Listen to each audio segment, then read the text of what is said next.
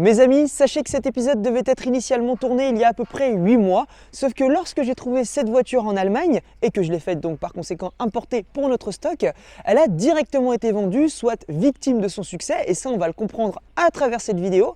Cependant, j'ai été dégoûté parce que je me suis dit, mince, l'épisode de la 97 Carrera GTS, il est en soi essentiel, puisque c'est la première pour la version GTS à être apparue. Mais par chance, nous l'avons reprise, et en plus de ça, elle est quasiment déjà revendue, c'est pourquoi je me suis précipité dessus afin de vous proposer cet épisode. Bref, instant breaking news terminé, maintenant, c'est parti!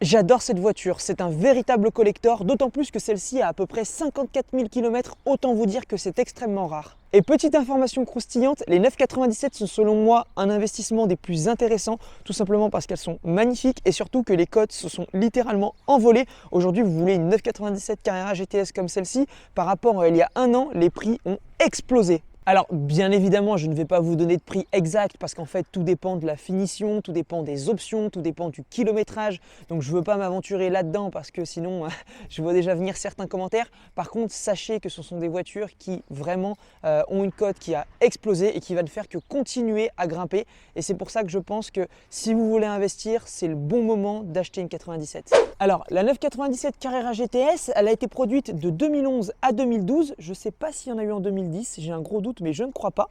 Et c'est en quelque sorte une des dernières nées de chez Porsche. Autrement dit, c'est une nouvelle déclinaison de la 911 qui vient pile se placer entre la GT3 et la Carrera S. Et bien sûr, le but de tout ça, c'était de proposer une alternative entre grand tourisme et conduite radicale. Même si au début, les Porschistes se sont un peu interrogés sur la place de cette voiture lors de sa présentation. Place qui aujourd'hui semble tout à fait légitime et on aurait énormément de mal d'imaginer une gamme de 911 sans version GTS. Par ailleurs, souvenez-vous de la vidéo de la 991. Le mot d'ordre de cette voiture, c'est la polyvalence. Bon, et je vous avoue qu'encore une fois, je n'ai pas envie de m'attarder sur les détails esthétiques, mais grossièrement, la voiture se distingue à l'avant par une prise d'air légèrement modifiée et une fine lame additionnelle. On remarque aussi les feux arrière à LED typiques des Phase 2 ou encore les détails intérieurs mi-cuir, mi-alcantara des GTS. Sans oublier de vous parler de ces magnifiques jantes 19 pouces RS Spider à écrou central. Il faut aussi savoir que la Carrera GTS existe en transmission intégrale, on parle alors de la Carrera 4 GTS. Et vous pouvez la reconnaître assez facilement puisque la 4 possède un bandeau lumineux qui vient rejoindre les deux feux arrière. Par contre, contrairement aux autres déclinaisons, la 4 n'est pas la seule à posséder le kit large à l'arrière. La 2 roues motrices l'est tout autant et ça c'est vraiment cool.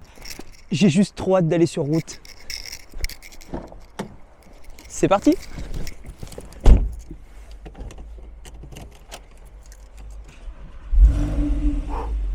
Échappement sport et mode sport direct. Sans vous mentir, l'ordre de mes Porsche préférés est le suivant. 991 Speedster, mais bon c'est tellement rare et je rêve d'en essayer une. 981 Spider, j'adore la coupe de cette voiture et d'ailleurs pour rappel j'ai un ami qui en a un jaune et si tu vois cette vidéo sache que je veux le passer et faire un petit truc avec.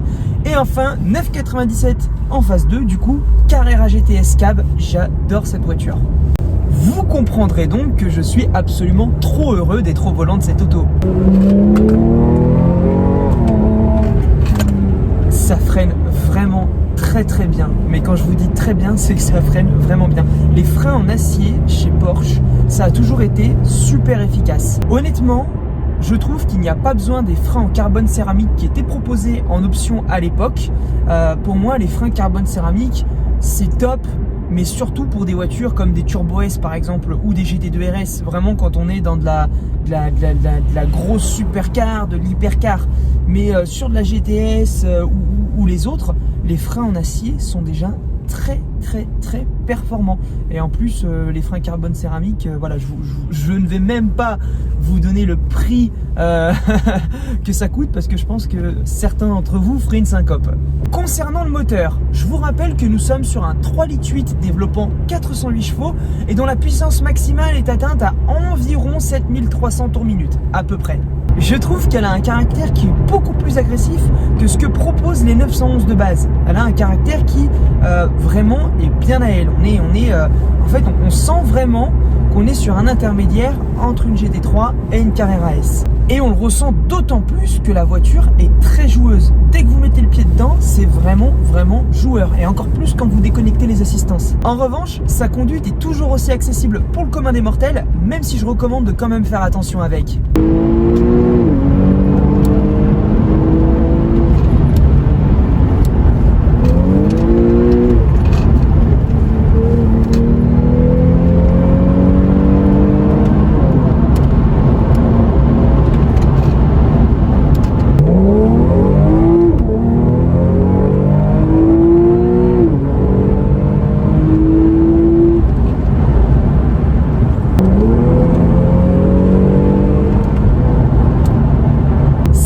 J'aurais vraiment aimé l'essayer en boîte manuelle afin de pouvoir en fait découvrir une voiture entre guillemets plus sauvage qu'il faudrait réussir à dompter tout simplement. Alors certes la PDK va la rendre plus facile et plus agréable à conduire. Par contre, moi ce que j'attends d'une voiture comme ça, c'est une certaine brutalité. Et c'est pourquoi je pense que la boîte manuelle, en fait, peut être une très bonne chose si on achète une 97 Carrera GTS. Parce que je pense que la boîte manuelle va la rendre un peu plus musclée et surtout plus brutale à la conduite. Soit disant passant, ce n'est pas non plus à chaque fois que vous sortez votre Porsche que vous allez conduire comme une brute ou comme un sauvage. Donc en soi, ce que je dis, c'est vraiment pour la boîte manuelle, bien évidemment, c'est valable uniquement lorsque vous voulez vraiment attaquer sur des cols avec. Même si, attention, c'est avec la boîte PDK que la voiture se vendra beaucoup mieux et surtout que vous prendrez le plus de plaisir à la conduite parce que la voiture a vocation à être polyvalente et c'est avec cette boîte PDK justement que vous obtiendrez cette polyvalence. En matière de sonorité, je n'ai jamais été trop fan du son avec ou sans PSE des 997 parce que je trouve que il n'y a pas assez de pop, de retour à la décélération et moi c'est ce que j'aime réellement dans la sonorité d'une voiture. De manière générale, sur toutes les 997, encore plus quand elles ont le PSE, si vous voulez vraiment entendre un joli son, il faut vraiment pousser loin avec les rapports pour pouvoir entendre un son qui est très rocailleux. Je ne sais pas si c'est l'adjectif qui convient, mais il faut vraiment pousser ces rapports pour entendre un son qui est un peu rocailleux et qui va être progressif. Et ce que je trouve fou, c'est que la direction est vraiment précise et incisive. C'est-à-dire que si vous y allez à fond et que vous conservez les assistances, malgré son côté joueur qui peut par moments vous surprendre, la voiture restera vraiment rivée au sol, sans bouger d'un poil. Et ça, c'est bluffant. Voilà, tout simplement bluffant. Je vais même pas chercher le mot compliqué, c'est bluffant. Et ça, je peux très bien en témoigner parce que juste derrière la concession, là où je vous tourne la plupart de mes vidéos, il n'y a que des petits cols avec des routes sinueuses. Donc je peux réellement tester la voiture dans certaines conditions. Et c'est pour ça que je peux affirmer cette stabilité qui est absolument irréprochable pour chacune des voitures construites par Porsche en fait. Enfin, d'habitude j'adore le mode sport pour cruiser parce que la gestion électronique du moteur fait que on passe les rapports plus tard et il nous offre une sonorité sympathique. Sauf que sur la 997 Carrera GTS, je trouve que quand on active le mode sport, c'est quand même très radical et surtout la voiture devient très raide. Bref, pour moi, ça rentre dans la catégorie des supercars et vraiment, j'adore. Mes amis Porschistes, comme d'habitude, j'espère que cet épisode vous aura plu. Moi, je vais aller vous préparer le prochain épisode qui sera tout autant exceptionnel. Préparez-vous, attention, parce que cette voiture, elle a été choisie avec grand soin. Je vous dis à très vite pour la prochaine vidéo. Portez-vous bien. Ciao!